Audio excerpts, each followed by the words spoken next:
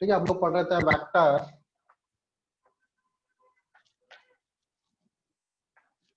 और वेक्टर में पढ़ रहे थे हम लोग पैरेललोग्राम लॉ। तो हमारा फाइनल रिजल्ट क्या आया था?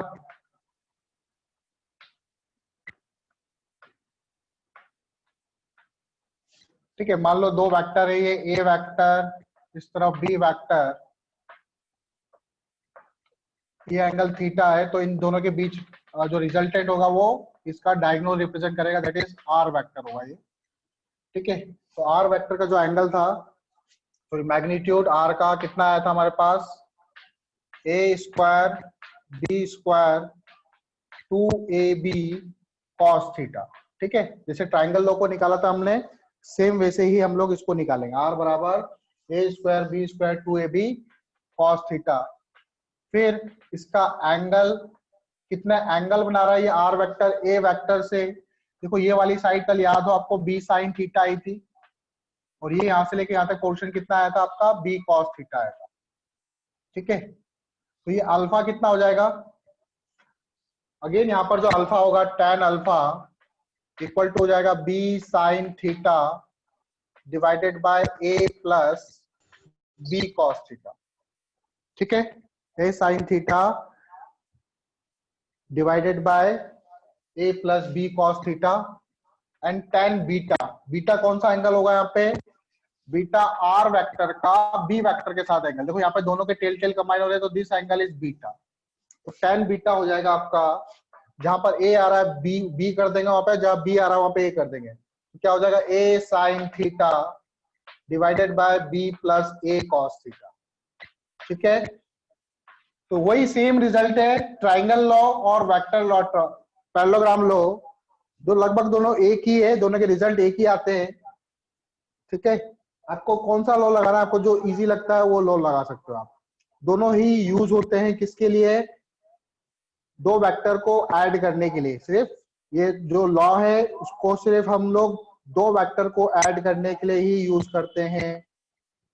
ठीक है, क्लियर यहां तक?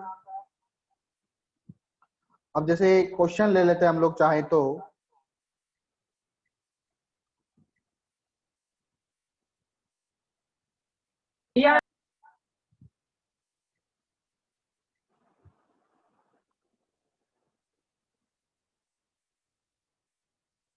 चलो क्वेश्चन लो आप।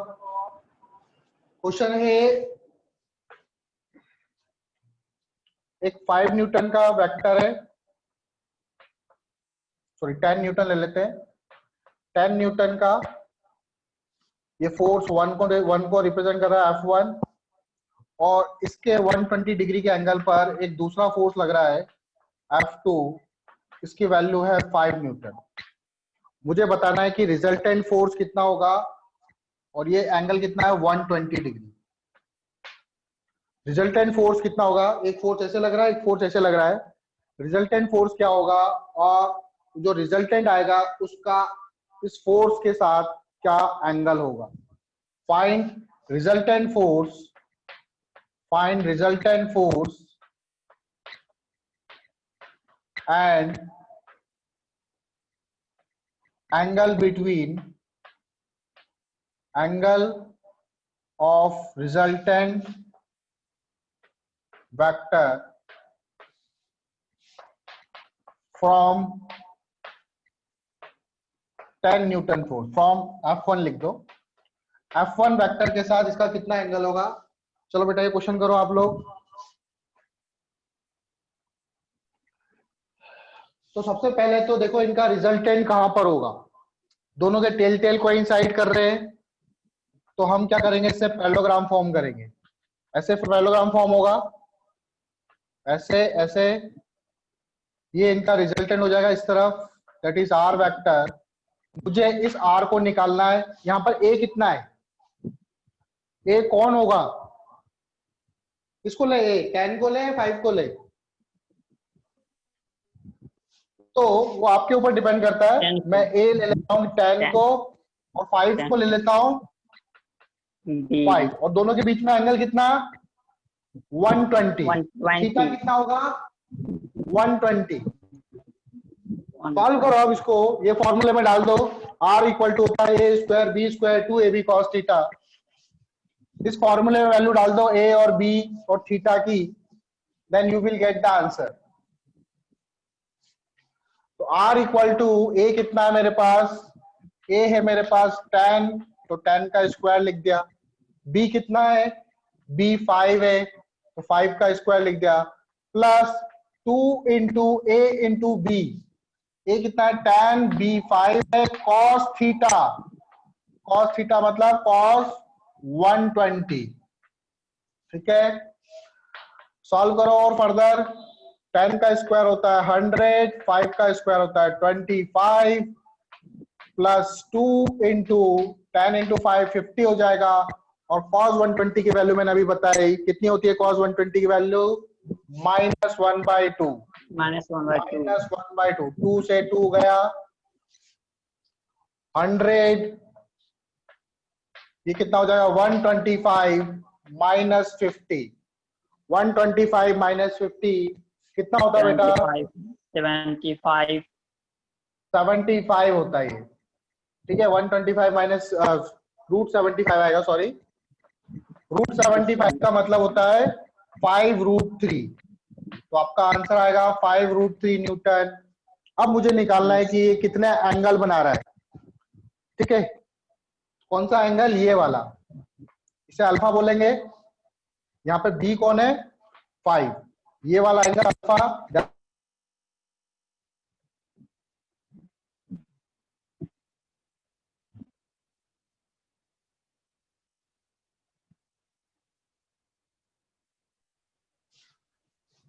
ठीक, तो tan अल्फा बराबर होता है b sin थीटा अपॉन क्या आया था formula,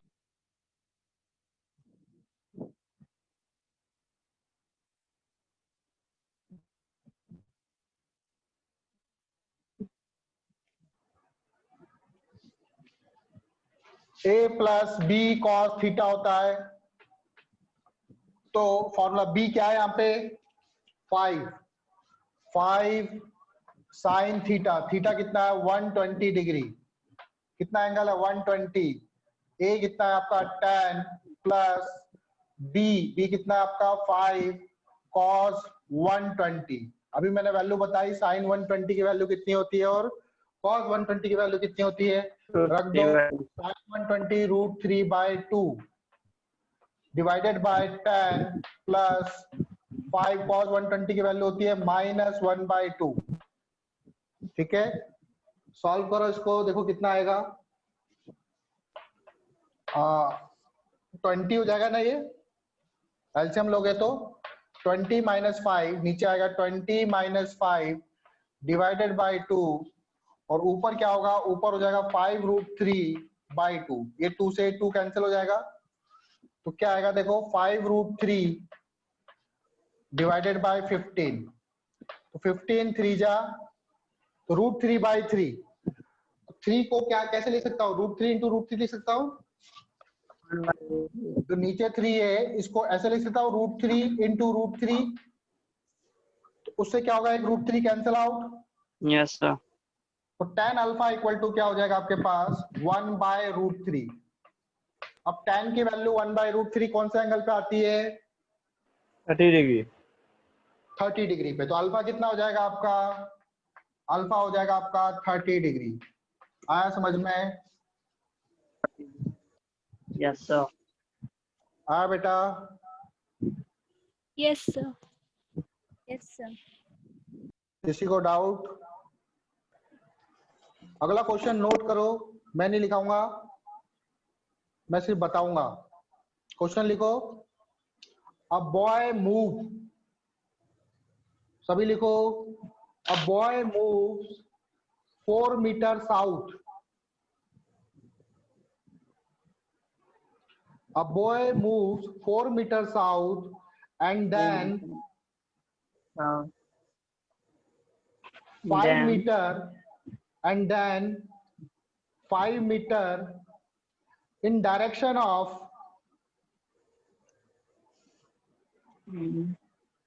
direction of 37 degree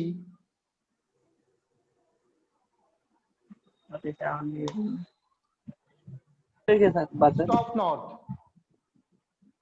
A boy moves 4 meters south, then 5 meters in direction of 37 degree east of north. लिखवा देता हूं मैं।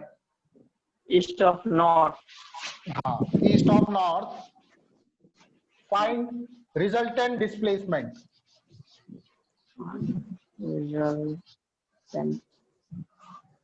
A boy moves 4 meters south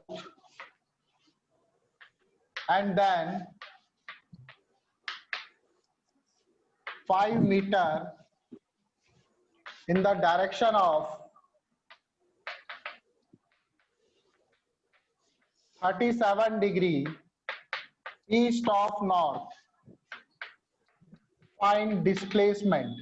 उसका कितना डिस्प्लेसमेंट हुआ ये फाइंड करना है। फाइंड डिस्प्लेसमेंट, उसका डिस्प्लेसमेंट कितना होगा ये फाइंड करना है।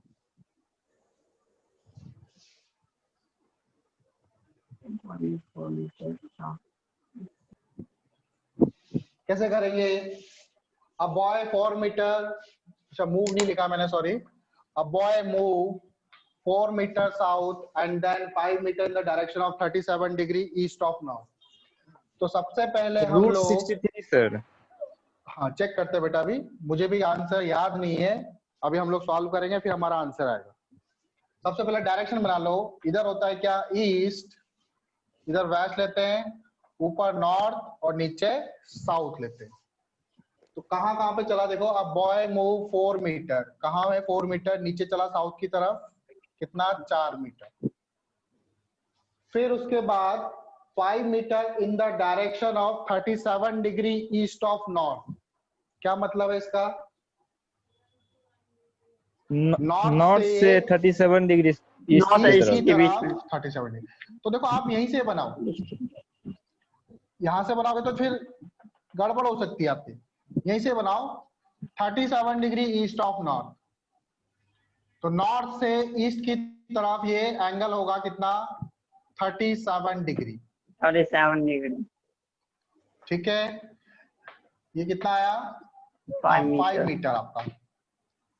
तो देखो ये इन दोनों वेक्टर्स के बीच में कितना एंगल हो जाएगा?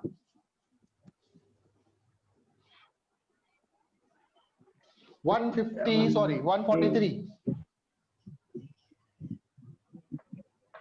Yes, sir. 143 होगा, 143 होगा। ठीक है, रिजल्टेंट निकालो। आर डिस्प्लेसमेंट क्या होगा? डिस्प्लेसमेंट डी बराबर हो जाएगा 4 का स्क्वायर प्लस 5 का square plus 2 into 4 into 5 cos 143। अच्छा कॉस 143 की वैल्यू बताओ। कॉस 143 आपको आता ही नहीं होगा। ठीक है, देखो cos 143 की वैल्यू कैसे निकालेंगे? cos 143 को मैं लिख सकता हूं cos 90 प्लस 53, और 90 प्लस थीटा क्या होता है? ट्रिग्नोमेट्री पढ़ी थी हम लोगों ने। 90 plus theta, cos 90 plus theta minus sine theta, minus sine 53। और साइन 53 की वैल्यू क्या होती है? 4/5। कितनी होती है? 4/5। 4/5 रख दो यहाँ पे। 4 का स्क्वायर 16, 5 का स्क्वायर 25, 4 2 जा 8, या फिर यहाँ पे 2 इंटू 4 इंटू 5 cos 143 की वैल्यू कितनी आई? -4/5। 5 से 5 कैंसिल, 4 2 जा 8, 8 4 जा 32, -32 होगा इधर। 16 25 -32, 16 25 11, 2 और 1 3 और 1 4 -32। तो इसकी वैल्यू आएगी √9। √9 का मतलब होता है 3 मीटर। तो सोनू ने इसको कॉमन सेंस से किया था। आया समझ में? वही सर ग्राफ में डालकर ही किए थे। अब देखिए आगे नेक्स्ट जो लॉ है दैट इज पैरेललोग्राम लॉ।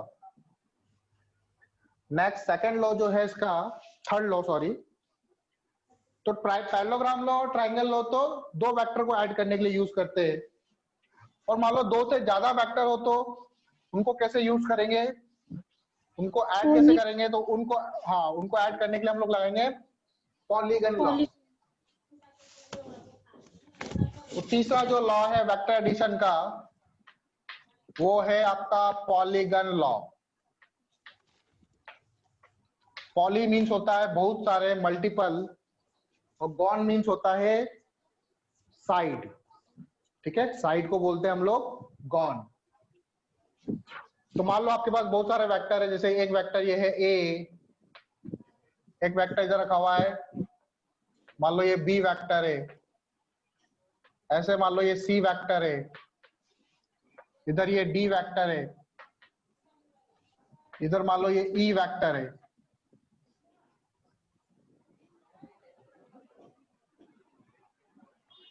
ठीक है, हो गया, काफी है ना। तो ये सारे वेक्टर है, इन सबका एडिशन करना है मुझे, ये सब ऐसे ही रैंडमली रखे हुए हैं। तो पॉलीगन लॉ क्या बोलता है, ठीक है, इनका हेड ध्यान रखना, हेड इज है, डायरेक्शन में चेंज मत कर देना, जैसे मैंने बनाया वैसे ही बनाना। तो पॉलीगन लॉ क्या बोलता है कि सभी वेक्टर को पहले इस तरह से लाओ, एक के पास एक, कि एक का तो हेड हो और दूसरे वाले का क्या हो, टेल हो, एक के हेड पर दूसरे का टेल को इंसाइड करे। ठीक है, तो सबसे पहले मैं उठा के लेके आया किसको, ए वेक्टर को लाया, फिर मैं लाया किसको, बी वेक्टर को लाया, फिर मैं लाया किसको, सी वेक्टर को लाया, फिर मैं लेके आया डी वेक्टर को। ठीक है, हेड और टेल का ध्यान रखना, एक का हेड दूसरे के टेल से कोइंसाइड करे। फिर मैं लाया ई वेक्टर को। अब ये पॉलीगन बस जस्ट कंप्लीट होने वाला है, सिर्फ एक साइड जो रह गई, ये जो लास्ट वाली जो साइड रह गई, इस साइड को कंप्लीट करो। तो इन सभी वेक्टर का, सॉरी, ये जो इन सभी वेक्टर का जो एडिशन होगा, वो जो लास्ट वाली साइड होगी, ये लास्ट वाली साइड ही इन सभी वेक्टर का एडिशन को रिप्रेजेंट करेगा। लेकिन इसका जो ऑर्डर है, ऑर्डर मतलब इसकी जो डायरेक्शन होगी वो इस तरफ होगी, ना कि इस तरफ। वो डायरेक्शन किस तरफ होगी, इस तरफ। ऑर्डर का मतलब होता है जैसे ये वेक्टर यहां से चालू हुआ तो यहाँ पे खत्म हो गया, फिर अगला वेक्टर यहाँ से चालू हुआ तो यहाँ पे खत्म हो गया, फिर अगला यहाँ से चालू हुआ यहाँ पे खत्म हुआ, यहाँ से चालू यहाँ पे खत्म, यहाँ से चालू यहाँ पे खत्म। तो नेक्स्ट वाला भी यहाँ पे चालू यहाँ पे खत्म होना चाहिए था, लेकिन इसका ऑर्डर क्या है, अपोजिट है, तो इसको बोलेंगे अपोजिट ऑर्डर पे। तो ये जो होगा, ये वाली साइड, ये आपकी रिप्रेजेंट करेगी क्या, सभी वेक्टर का sum, A vector plus B vector plus C vector plus D vector plus E vector, ये सभी वेक्टर का सम होगा। बात क्लियर है? ठीक है, इसका प्रूफ भी देखते हैं हम लोग, ऐसा क्यों होगा। आप लोगों ने ट्रायंगल लॉ पता है, आप लोगों को, अपर्णा को ट्रायंगल लॉ पता है? Yes sir. ट्रायंगल लॉ पता ही है, ठीक है।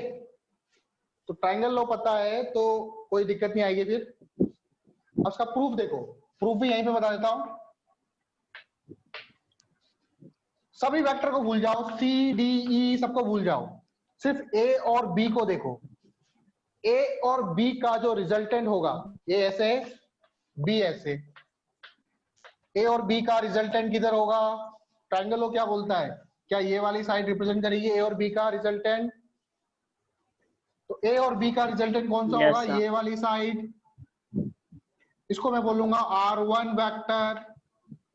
R1 इक्वल टू क्या हो जाएगा, ए वेक्टर प्लस बी वेक्टर। आई बात समझ में?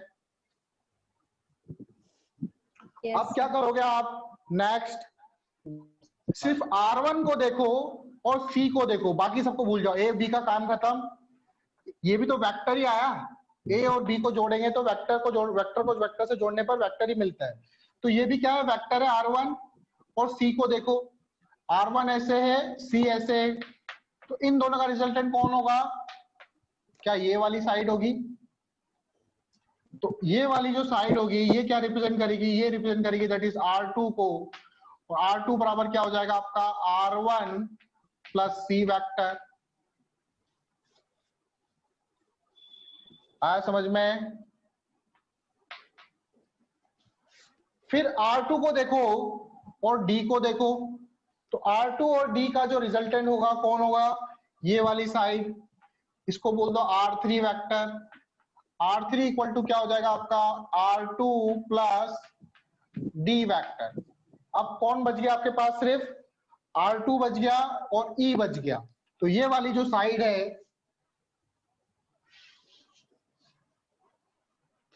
अब R2 और इस E का रिजल्टेंट कौन होगा, ये वाली साइड, ये आपका हो जाएगा net resultant vector R, which is equal to R3 plus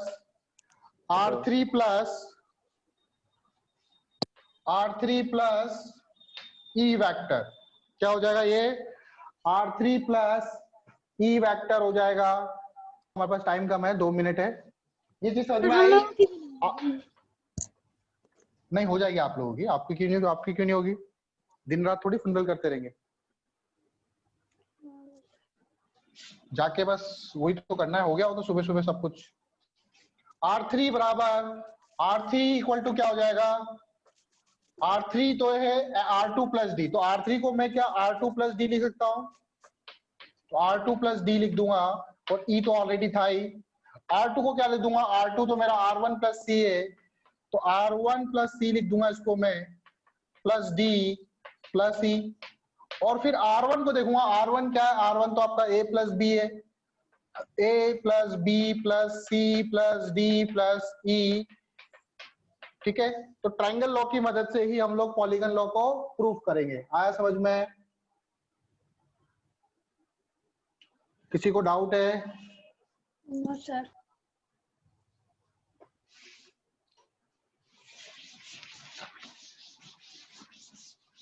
question दे रहा हूं मैं, होमवर्क समझो इसको।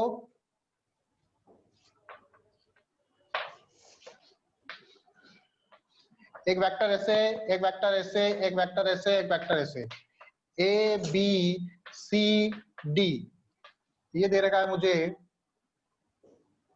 ये ले लो। Which of the following are correct?